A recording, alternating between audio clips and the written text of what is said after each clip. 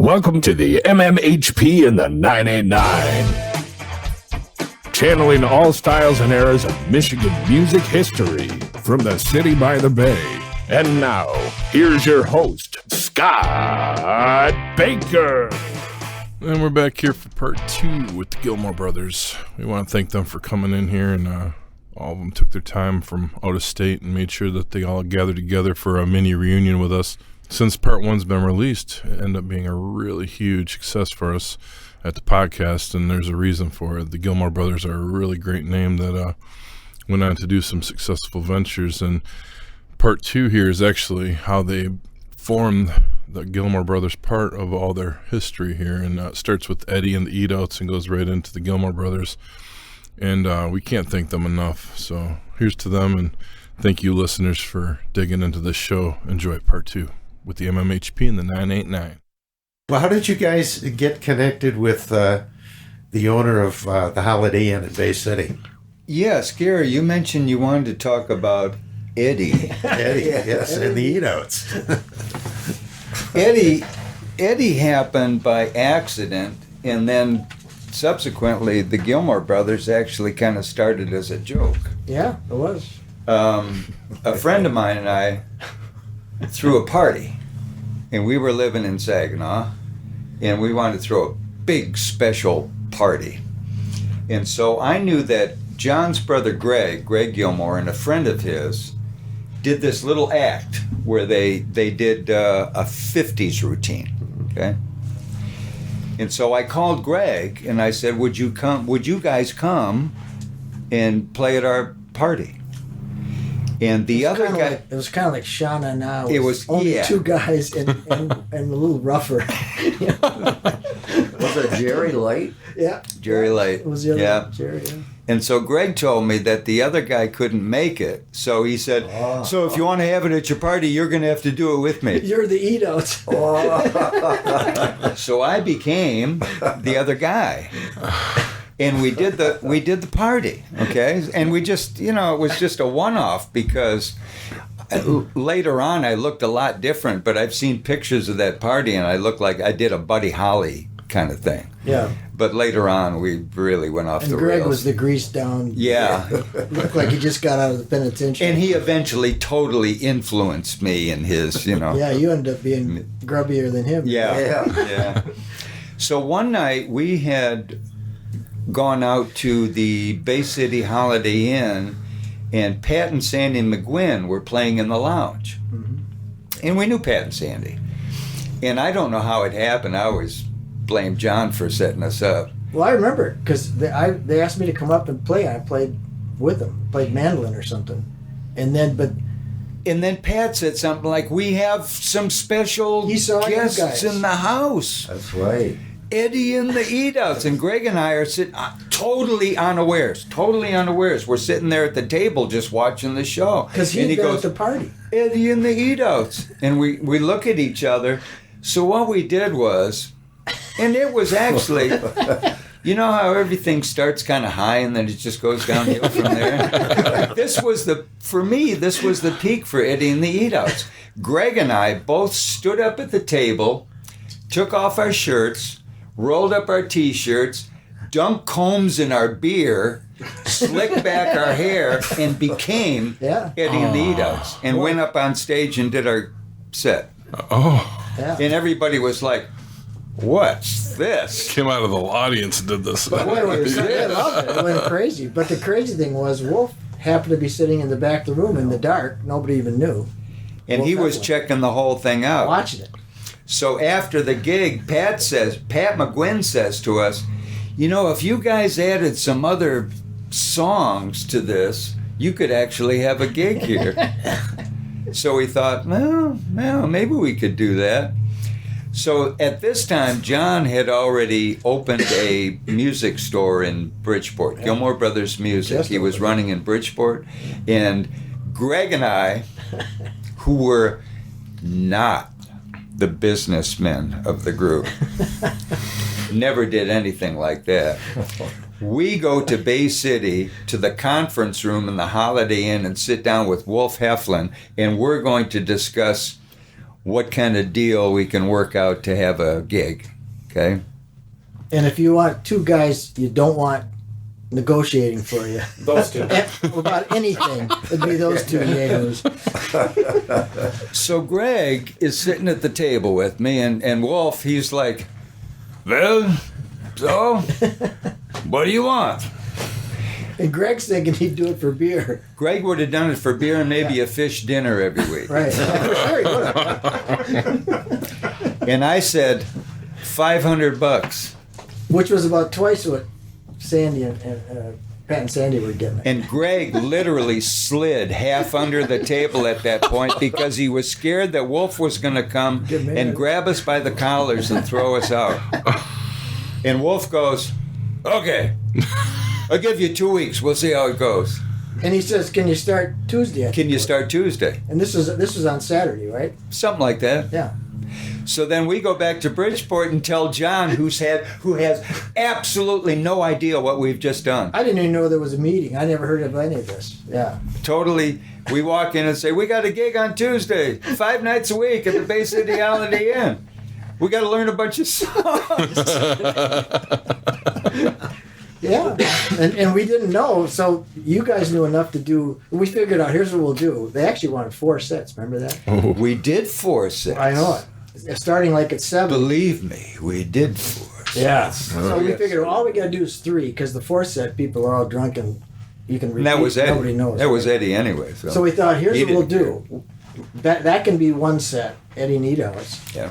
And then we know some of these Irish tunes. We could put together something and do kind of an Irishy set, right? Which is bizarre that we hadn't thought of such a goofy thing. But and then the first set we knew a bunch of folky Dylan and typical, because it was the early part of the evening when people were sober and and that's how we did it, right? We did 3 sets, and the 4th set you were going to do anything.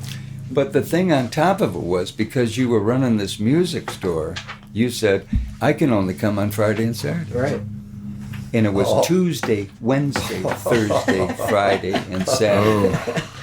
So Greg and I had to do 4 sets, just the 2 of us, on Tuesday, Greg didn't know Wednesday, and anything. Thursday. Yeah, we used to have to stop the car on the side of the road on the way to Bay City so Greg could relieve his indigestion problems on the way to the gig. Nervous. But we did 4 sets. I did a solo set, and then we did a jug band set, which we called Frank and the Fool. Oh yeah. And it was a takeoff on Eddie and the Eat Outs. And it was so much fun because, Greg would always get to say, we're Frank and the Fool. And he'd go, I'm Frank. I'm going, All proud. guess who I am? And then Greg and I did the Irish set, just the 2 of us. Yeah. This is just me and Crazy. Greg. And then we did Eddie and the Eat Outs. Yeah. And probably one of the most memorable nights we had was we were, I don't know if you were there that night, John, when we were doing Eddie and the Eat Outs. And we heard this laugh from the back of the room, and it was like, ha, ha, ha, ha, ha, like that. And Greg, or Eddie, starts, he liked the repartee with the crowd. So he said, hold it down, honey, or something like that, or however he talked. And the more we did, the more this laugh kept coming out. Well, it turns out we finished our set and we go back in our green room, which was the kitchen. Louis Nye comes walking in, who was a Hollywood star in Beverly Hillbillies from back in the day. He was the man in the street. On Steve Allen. Steve Allen, yes. He was a household name. Steve Areno, right? He comes. Hi-ho, Steve Areno. That's right. Yeah. He comes walking back into the kitchen and he just said, you guys just slayed me, and it was pretty funny. So we asked him if he had any tips for us, and he said, boys, I'm here playing for some ladies auxiliary and you're asking me for advice. That was fun. That's Well, incredible. one of the memorable evenings, my wife and I went over and saw you guys. You had some kind of a rig where, I don't know if you got an off-duty police No. officer Oh, yes. to have you handcuffed. We shouldn't mention any names. He might still be liable. Yeah, because that was actually our last. That might have been about our last gig. We ended up doing the Holiday Inn for 17 weeks. Yeah. Really? Off that 2 weeks that he said, we'll give you a try. He was actually a sheriff, that guy, the real He deal. was a real sheriff's deputy, and he had the mirror, shades, and the whole bit. Uniform. And he brought us in handcuffs. Yeah, that was pretty funny. Real ones. Brought us up to the stage, and he stood there alongside the stage the whole time that we played. Yeah. Stiff as a board, expressionless. Greg and I did the whole set. He comes back up on stage, locks us back up, and carts us off. And after I changed and I came back into the room, somebody walked up to me and said, "Did you see that?" Well, they didn't even know. Yeah, that was quite a night at the Holiday Inn. Yeah. I was That was there. quite a night. Oh, wow. That was really great. So he would come in on a shift kind of, or whatever it was, and just make sure I you guys... don't know how he worked it out. He's a friend of Greg's. Greg Wow. worked with He us. was a friend, yeah. And he was really on the edge to do that. It was like Was that all 5 nights of the week? No, just that. Just that that was one a show. one-off. One day. Just That and was you a one happened to be special there. thing. Yeah. Yeah, I was there we had too. seen the show several times. You know. It was a big favorite of ours. And the Holiday Inn had opened up the entire length of the inside because Yeah. they could panel it off and have Yeah. different rooms, but this was wide open all the way down. yeah, it because seated was, like 400. it was packed. Yeah. That was cool. Yeah, that was really a funky kind of place in Bay City. Yeah, really. Yeah, I was really with the neat. Beantown Valley Ramblers at that time. Oh, that's right. Yeah. And we played in the big room on the weekend. Yep. And John Colhut and I played Yep. in the lounge during the week. What years was it, Eddie and the Edots and all this? We started in 74, Yep. and from the Holiday Inn, we went to Bince's Apple Mountain, Oh, yeah. where I think That's Bince's is where we got acquainted with Frank Frank Starkweather. Starkweather. And, yep. And after Bince's, we went to Sullivan's, which was another big run for us. Well, and Sullivan's out on Bay Road. That was because of Frank. That was because of Frank. He made that happen. Frank came and really liked us, and I remember there was the couple that came to see us all the time. We really liked the Irish music, and they always came with their Irish sweaters on just for that set. Yeah, there was a Right. bit of an Irish crowd in. Yeah, Saginaw. and so I remember them coming up after one of the nights at Vince's and said, "Could you guys do a whole night of Irish music?"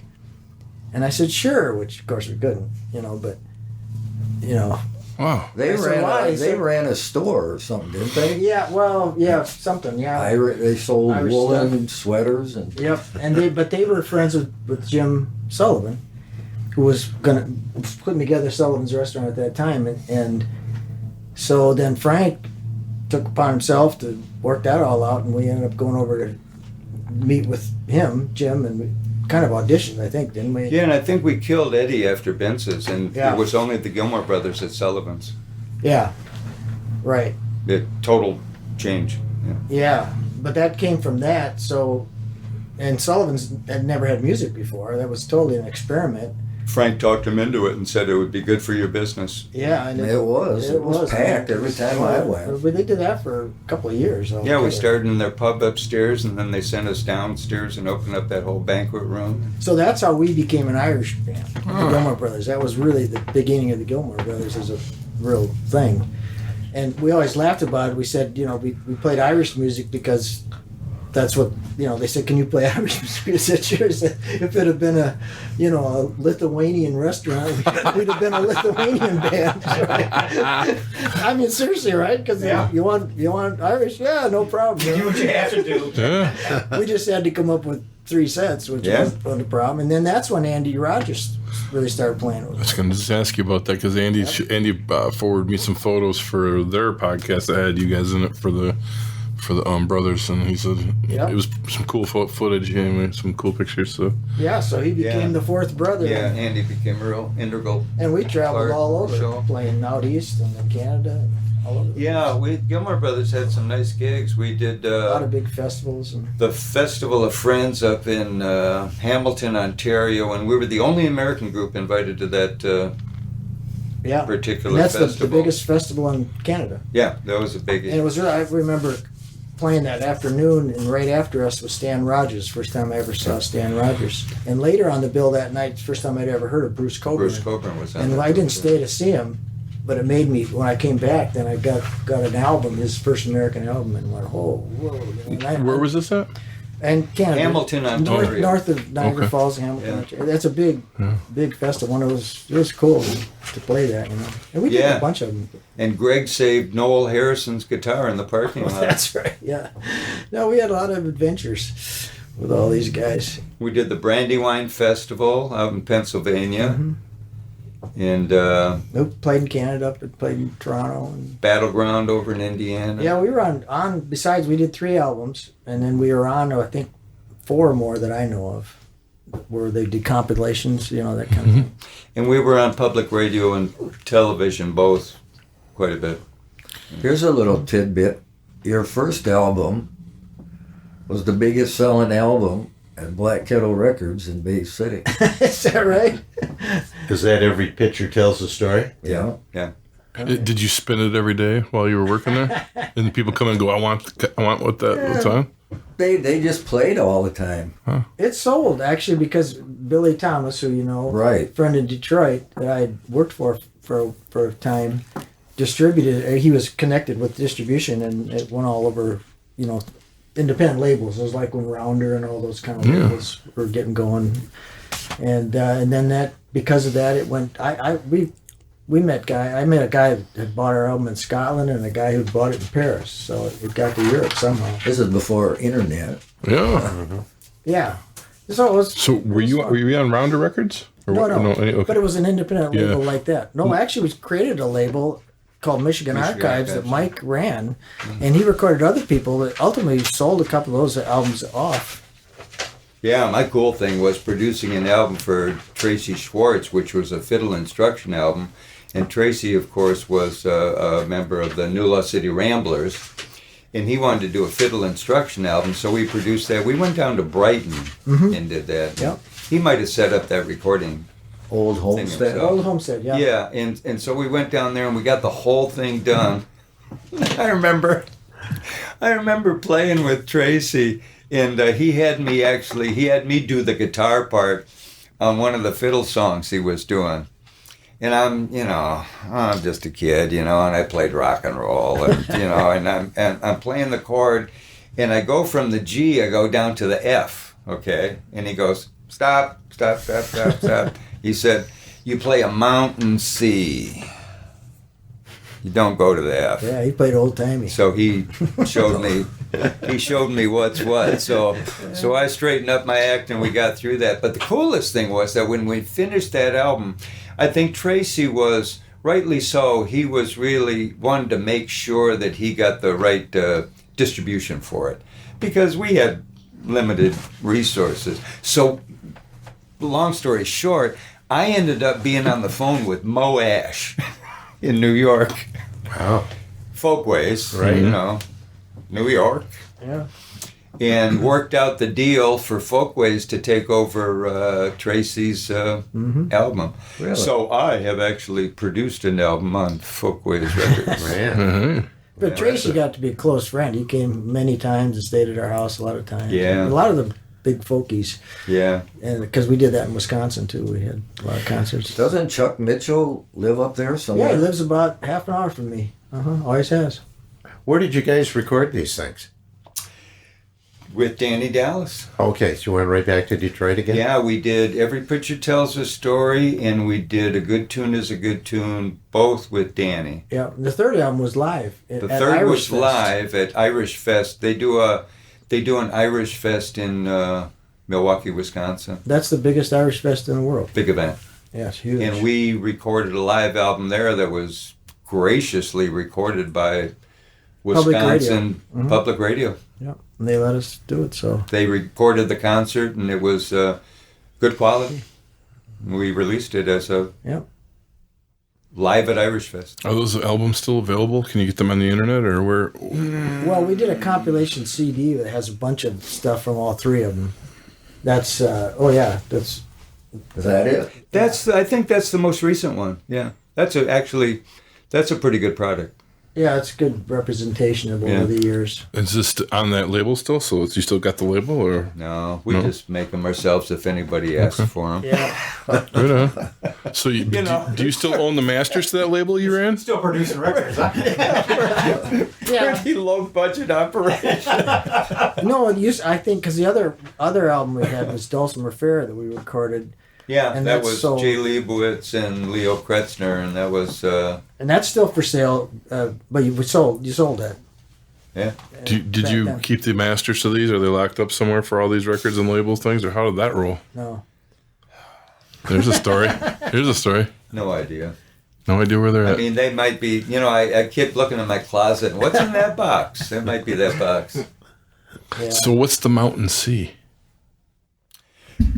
You play a C when it sounds like you should be going to F. You just go to the C. Just go to the C. But the fiddle is playing against it, so that creates the sound. Okay. Yeah, So it was just a C. It wasn't just like a C. I'm thinking there's some glorious chord that we're hearing about today. He made it the mountain C by what he was doing with the fiddle. Yeah. Cool. Yeah. So then You could hear it on the record. The great thing about all this was all the different things we did over the years, and then because the Gilmour Brothers stopped playing, Mike went to work in the. Well, you can explain where you went. First place you went was Saudi Arabia, so he was gone. Well, I don't know. In 1987, what were you doing in 1987, Tommy? I don't remember what I was doing yesterday. So. Teaching John- our nation's youth. That's it. I think John and Greg and I and Andy had just played Irish Fest. I think it was right around that time. Well, I think, yeah. We had just done Yeah. something. Oh, we did Summerfest. Summerfest. Because I remember that because it was. I tell you how long ago it was. Ricky Nelson was on one stage, and There you go. what's the big heavy metal band? One of the giants, and we were on the folk stage all at the same time. It was a big festival over in Lake Michigan over there. Yeah. This is in '87. Yeah, I guess that's what it was. That yeah, what it was? and so we played this gig, and then I was also at the same time I had been singing because the Gilmour Brothers were playing once in a while, and I was trying to do as much as I could to make a living out of music. So I was singing with a jazz band, Oh yeah. and so I was doing those two things simultaneously. But my wife, in the meantime, had taken a position with the U.S. State Department. And they gave her an assignment overseas, and so we had to make a decision. Are we going? And I said, yeah, okay, let's go. So that lasted 28 years. Probably 40 countries or more, right? Yeah. Did you play any music over there? Only once in a while, and it wasn't, it wasn't something that I was really looking for or trying to make anything out of until You kept writing songs, though. about the year 2000. I was in Budapest and I started writing again, and I actually got fairly prolific. And then when I got over to Baghdad, I just got in love with country music, and I started to try and write like that. And then I had all these songs together, and my wife listened to some of them because I used to record myself, and she said, "You don't sound anything like a country artist, so what do you expect to do with these?" So she said, "Why don't you have somebody do them that sounds like they're supposed to sound?" Yeah. So I made these, I established some relationships in Nashville, which are ongoing. So I've still got that, I still have that going on, and that's been going on for about 10, 12 years now with no, real credit, but interesting thing to be involved in. Any records you got a song on here or there, even if they weren't hits? Many That's credit, demos not and even stuff. worth Yeah. Yeah, a lot of mentioning. demos. But they're pitched all the time to Oh, some yeah. big artists. But before I came home, John and Greg and I started doing these once a year Gilmour Brother reunions in Bridgeport. And this was kind of a real reunion. I mean, coming back after all that time and doing that,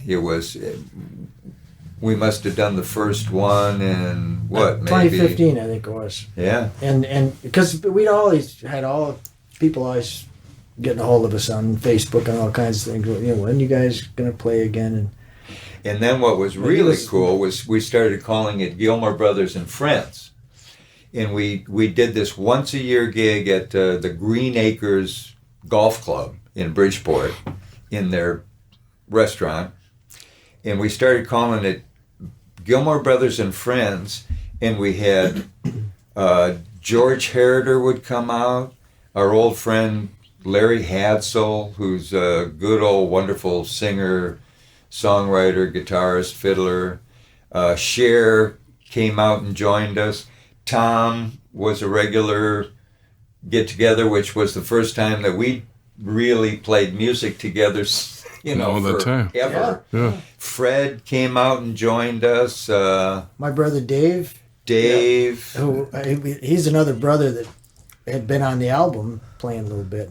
Did I see Eastside Mike in a picture from back then too? No. Did he part of that jams? That was a different thing. That was a different thing. Okay. I've seen so many photos that we've tossed around, but it sounds like everybody went through that. So all of us here, and my brother Greg, and Andy. Yeah, and Andy. And so we all got together, and we played 5 straight years doing that, which was really cool after all those years. Plus getting Cher up there and George and different people that came and sat in or did. Larry Hadsell on that album that when our guest was T.M. Ward or Timothy Ward. Yeah. Timothy Ward. Larry Hadsell plays on that album. Mm-hmm. Oh yeah. He was on a few. Yeah, he was on a bluegrass album that was great. Remember that? Yeah. I forget what they were called, but that was just really Yeah, I don't know what they were called. Yeah. Are there any plans to do another Gilmour Brothers and Friends reunion? Every year they ask us, and if They we do could get ask. my brother to show up, we would. That's He's our- the destination, remember? Yeah. I talked to him about a couple weeks ago and talked about coming out here. We should add that to our list for the Scotty Sandbar idea of all the reunion things we've been talking about with everybody. To get Patty on the road. Yeah, These days. he might do it if we made up some story and lied to him about something. There's something in it, Tell him he's coming to a funeral or something. But he's the funny one, He's Eddie. Yeah. He's Eddie. He's Eddie, Or at least he used to be. Anyway, at this time, we're not saying that it's the last time we ever played. Yeah. We're not saying that. Right. So we'll see. So what? And since then, what else has been going on? Anything? I played with I spent 6 months in Florida and 6 months in Michigan. Okay. And I have a friend, Mark Hurst. And Mark and I play down in Florida while we're down there. We play an accumulation of all kinds of different stuff. And mainly we play, pubs and bars and, trailer parks and whatever. Yeah. What songs? What kind of music? Oh, we do some, Crosby, Stills, Nash and Young. We do Frank Sinatra. We do all kinds of A wide range. Yeah, huge range. Just like everything else that we've been Right, doing. Everybody, such a range of music. We do a Motown set, and stuff like it's just fun stuff. People love it, Yeah, man. And these old people get out and dance and have a great time, and it's fun for us, It's, Is that the same guy that you play with up here? yeah. Okay. Yeah. And then we come back here. We play around the area around here. So We played golf with him yesterday. yeah, I played That's golf right. with him yesterday. That's right. Did you ever play the Villages down in Florida? No, I try to stay away from there. That's I can tell you stories about the Villages. We don't want to Here do it's that a on your party podcast. Hey, that's okay. it's kind of a risque place. We'll just leave it at that. Those old people are. No, STD capital of Florida. Yes. Yeah, okay. I'm glad you brought it up. no, but we got Fred out playing. That was the great part. 'Cause, That's right. we hadn't played in all those years. And it was fun. Those are It was a great. good time. Yeah. After over half century. Yeah, we got us all back together. We And fooled them 5 years in a row. Yep. Yeah. it was great fun. We actually got. I think the first time Jigger came out and played with the Gilmour Brothers at Green Acres, he did the washtub bass. Oh yeah, that's right. Still have that. Yep. Then you figured you needed some more thump next time you came out. Yeah. Brought the electric. So I brought bass. the electric. Yeah. And where is David now? Well, he's in Africa. I know he was. My brother Dave is an ambassador and lived all over the world, but he's mostly Africa. But he just a couple weeks ago went back to Togo he's- or well, no, he- Equatorial Guinea. now he's the ambassador to Equatorial Guinea. Still in Africa. Yeah. Wow. Yep. So have you guys done any recording in the last 20 years or so, or 15 years, other than the Gilmour Brothers releases? No, just that I think. Yeah? Pretty much. Yeah. Uh-huh. Yeah. You guys are still writing at home, though, or playing? You Mike guys are does. keeping your fingers I busy? am. I just did a batch of demos recently. I'll probably cool it for a while because it's an expensive hobby. But yeah, I just did a batch, and I'm not writing as much as I used to, but some things, and You still got the Nashville connection, so you want to keep that going, too. yeah, yeah. I think it's. I mean, why not? Yeah. You never know. Yeah. I mean, Yep. it's not exactly. It'd almost be like the lottery if it wasn't for the relationships that I've been able to make down there, especially a couple of guys I really have enjoyed, getting to know them and working with them and being their friends. And, something happens. But I think in the business, too, relationships is probably the most important thing of all. Right? Look So- at us. Hey, After so 60 years, Yeah. That's right. Yeah. relationships. Coffee at Big Boy in the afternoon and a podcast at night. How about that? So, do you guys what would you do now? Like, where do you go for entertainment? Like, who would you go see concert wise? Like, do you get tickets for anything this year?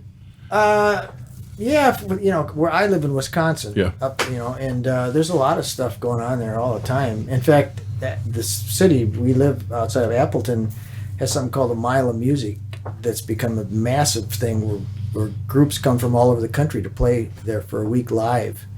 And that's really been cool. Every style, kind of. Yeah. I mean, But if it's a you, lot of- that's my question, is because you guys played so many different styles of music, and you still are into that. Like, what what entertains you today?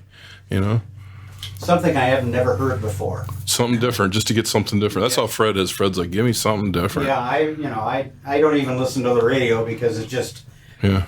Been there, done that. Yeah, and so I always look forward to something that I've never heard before, even a style. Who was the last person that blew your mind then, or band or whatever? Oh goodness.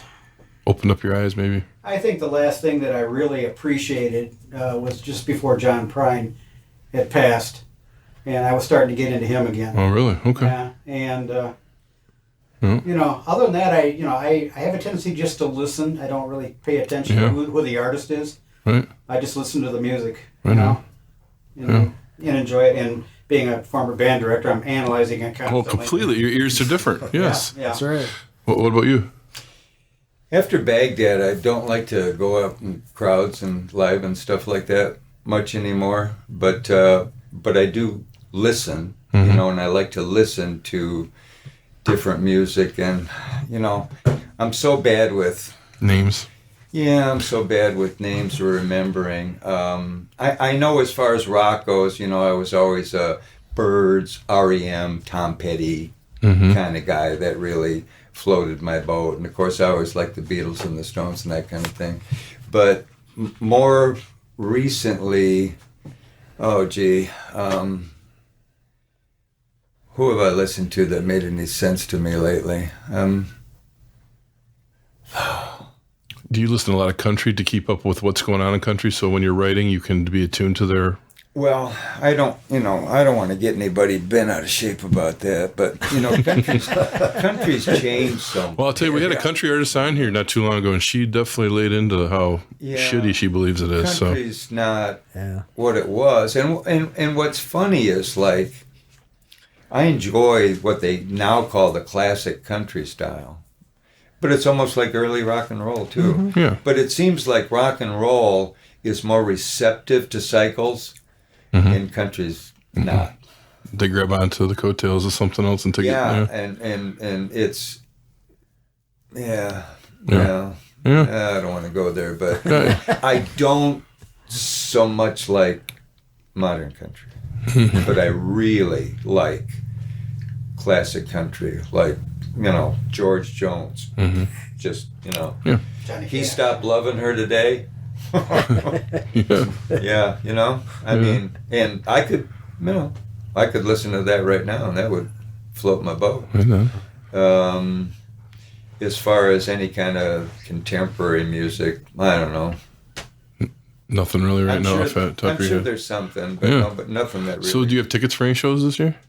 Any concerts? Me? No, I don't. Not at go all. You out. said you weren't going out, but don't no, go out. don't go out. I don't go. No, crowds don't work. Right on. John, what are you going to see when you go to that festival? Who are you going to stop to make sure you see? Oh, that's what's interesting. That's mostly unknowns. There'll be. So you'll be thriving. I think there were.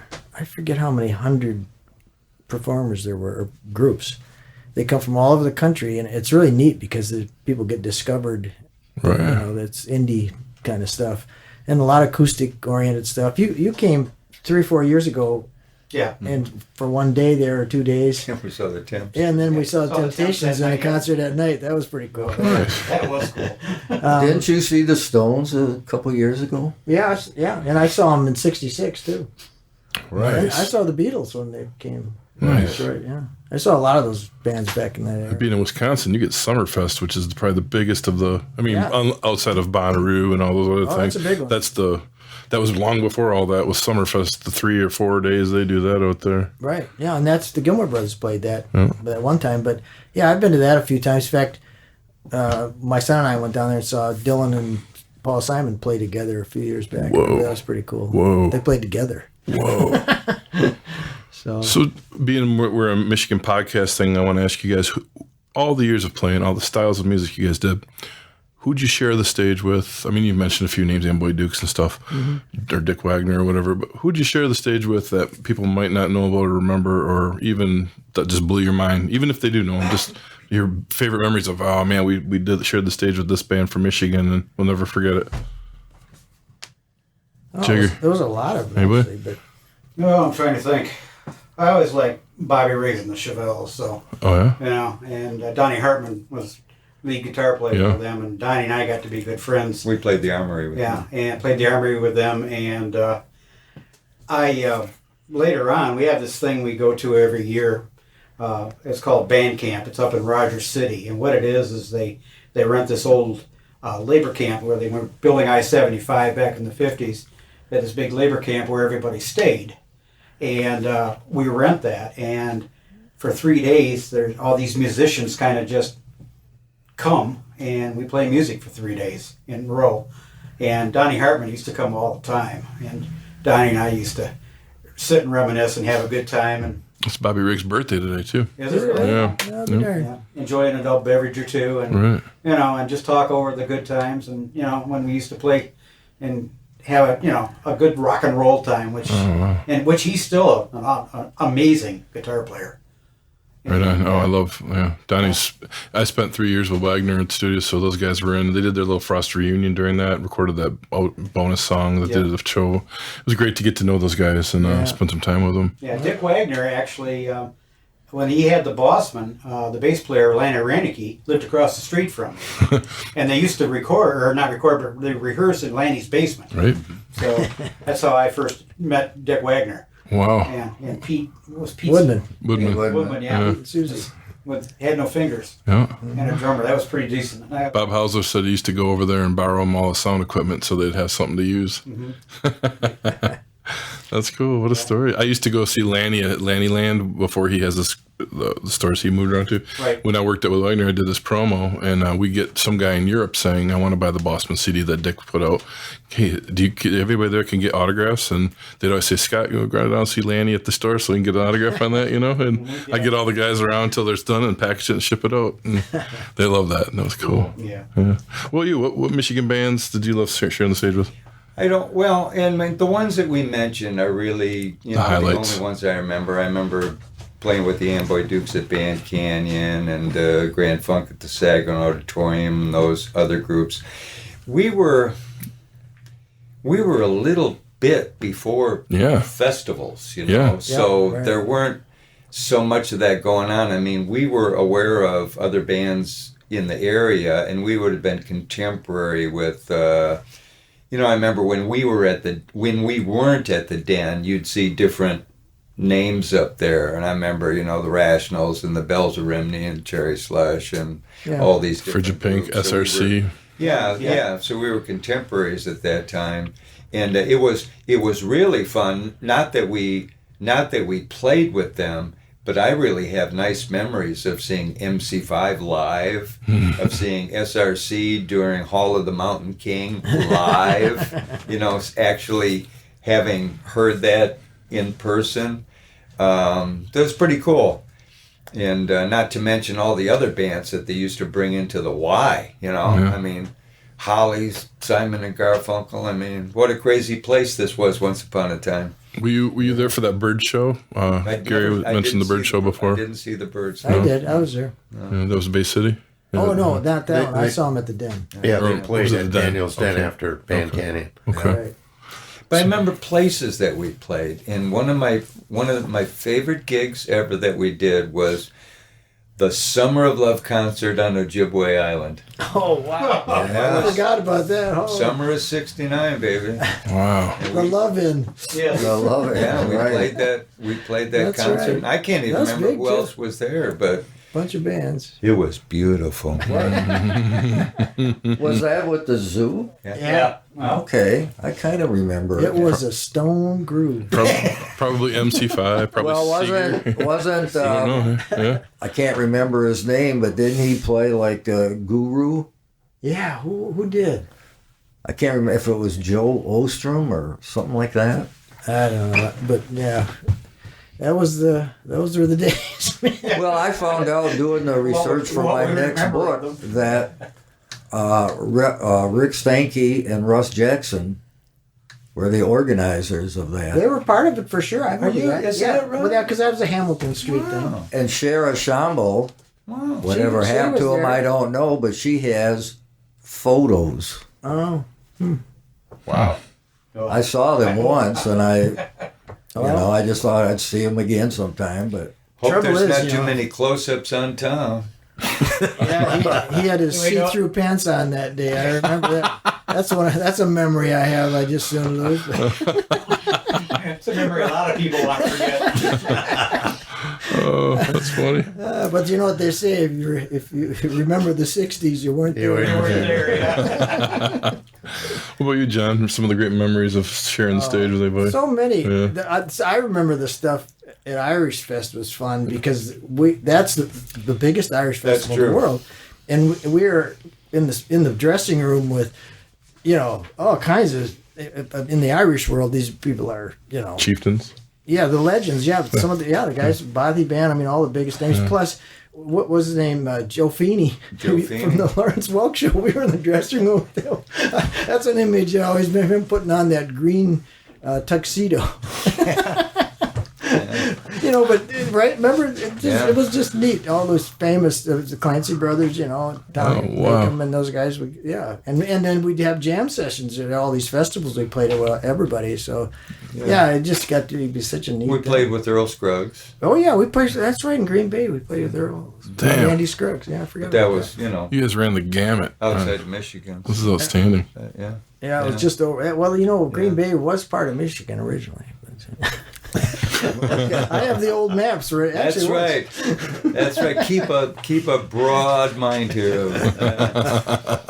Yeah, and we did a workshop with Gene Ritchie, which was pretty cool. A lot of we did so many you just forget. That's when I was trying to think of some stuff. Over the years, you just we'll think of others. And John Hartford. We Oh played yeah, with we John played with him Hartford. in Michigan here Yeah. for Wheatland. Yeah. Wheatland's Winter Festival. Yeah. That's right. I forgot about that. So if you guys had to take Many miles. take a time warp back, or even currently, John, let's start with you. What was your favorite band you were in, or would you want to do more time with because you didn't explore it enough? They were all really awesome. You know, and not. I mean, I'd love to do Just do it all over again. You Yeah, do in fact, it over. we've jokingly talked about putting together a heavy blues band, kind of like what the zoo was about. But you know, because I still loved. I listen to that stuff all the time. We had to stop, take potty breaks. So. But you know, I love that kind of stuff, and whether it's acoustic or electric or whatever, I just that's to me it's the most fun still to play. You know. What you, Jigger? What would you want to do again, if any of it? I wish we could have developed the zoo a little more. Oh, so much too for the zoo there. We had quite a bit of talent. Yeah. You know, Wolfgang, he went to the University of Michigan in the music, and you know, and I was studying to be a band director, so I was, you know, in a lot of music, and but we had you know, John's voice and his blues background and Mike's ability to play and write, and our drummer Rick, who was just amazing, and I think if we would have had a couple more years to let it develop a little more, I think that would have been something. But it just wasn't meant to be. So. What do you, Mike? Well, I think the Gilmour Brothers fulfilled its destiny. I think that group got... that was a tight group. I mean, we really could play together. And that became what it was supposed to become. And I don't see... We could have traveled more, we could have done more gigs, but I don't think the Gilmour Brothers would have ever been necessarily more than the show that we put together. The Fadeaways was a cover band, and you know, I wouldn't go back there. That was fun, but but the zoo was an untapped potential, and that's it'd be interesting to see what that group could do. You know, 6 months in a rehearsal room, and what kind of, because we didn't come close to realizing what that group could be. So you guys might be able to plug in one more time here and get a feel for it down the road, eh? Let's hear a zoo reunion then, followed by a Gilmour Brothers reunion. There you go. Well, I want to thank you guys for coming on the show. Absolutely. This is just fantastic how we got this to work. Mike, for all your pushing, man, you were the kingpin for putting that together. That guy right over there, though, it was so happy that you guys wanted to be part of this and be on here. So, Fred, what a cool trip back this has been. You guys have a hell of a history. We owe you guys a huge debt to be in before some of our heroes that we even talk about now, all the way through and all the fine points in between. So, thank you guys so much. This was so much fun talking about with all you guys. We really appreciate being here. Yeah, I'm thanks glad, a lot. I'm glad That's really good. Fred could finally get it off his chest about Roscommon. Oh man, I'm gonna dig them pictures up. There ain't no doubt. It's gonna be a washboard and a prison picture. Sitting on that tap bunk, I got that image in my mind. Reading the Bible We'll get him an orange jumpsuit. with the sunglasses. We never even got into the biker gang there. That's right. Yeah. Oh yeah, well we'll save that for the next one. One more reunion down the way. We always say, hey, well, you're always welcome back because I know we're gonna remember a bunch of stories. So thank you all for coming on here. Thank you. Thanks. Yeah, it was great, guys. Thanks very much. The MMHP is hosted on Apple, Spotify, YouTube, and our own Libsyn podcast site.